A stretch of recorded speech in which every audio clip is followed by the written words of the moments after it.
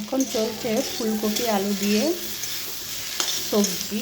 এই সবজি না, ঝোল করবো একটুখানি, বেশি ঝোল ঝোল না, জাস্ট একটু মাখো মাখো।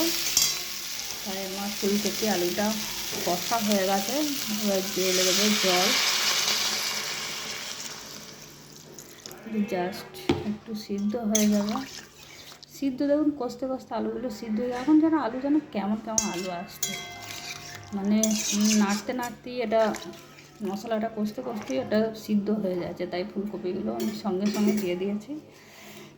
এবার ঢাকা দিয়ে দেবো, একটু সিদ্ধ হবে, তারপরে মাছগুলো দিয়ে দেবো।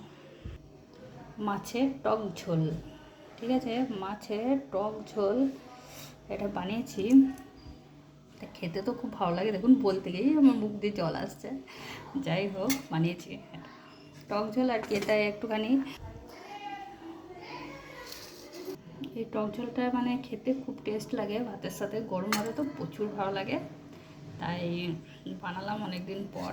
আর এদেরও মুখের একটু খুব একটা রুচি নেই, যদি এটা খেয়ে আর কি ওদের ভালো লাগে, তো সেই জন্য বানালাম।